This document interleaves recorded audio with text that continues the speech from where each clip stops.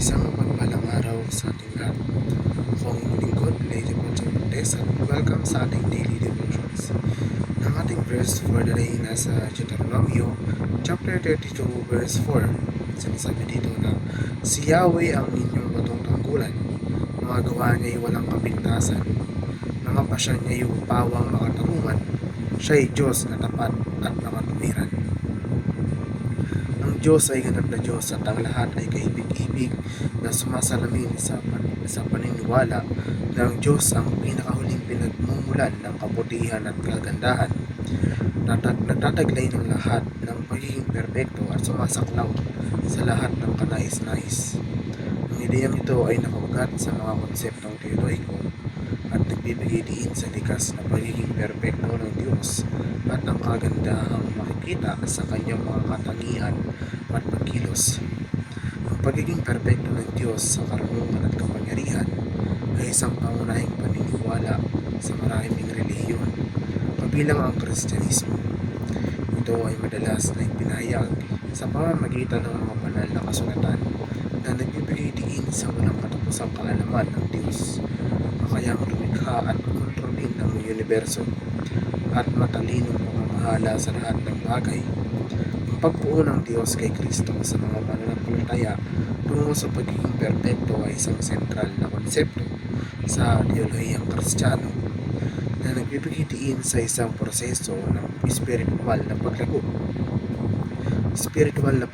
at pagbabago kung saan ang mga individual ay nagiging higit na katulad ni Kristo sa karakter at mga aksyon. Ang pagsamba sa Diyos at pagsusumikap na maging katulad niya ay magkakaugnay ng mga aspeto ng isang spiritual na buhay. Ang pagsamba ay tungkol sa pagpapahayag ng pagpipitagan at pagsamba sa Diyos, pagkilala sa kanyang mga katangian at kanyang papel sa sansinuko. Ang pagiging katulad ng Diyos ay kinabibilangan ng pagtulad sa kanyang pagkatao at pagpapakita ng kanyang mga halaga sa mga pagkilos at pakikipag-ugnayan ng isang tao sa iba.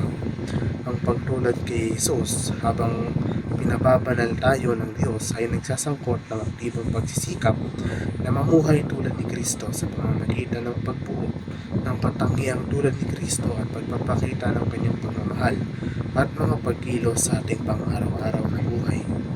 Ang prosesong ito na ginagabayan ng banal na Espiritu ay isang paglalakbay ng pagbabago na kung saan ang mga mananampalataya ay unti-unting nagiging katulad ni Jesus sa pamamagitan ng pagdaig sa kasalanan at pagyakap sa mga bertud tulad ng pag-ibig, pagpapakumbaba at paglilingkod.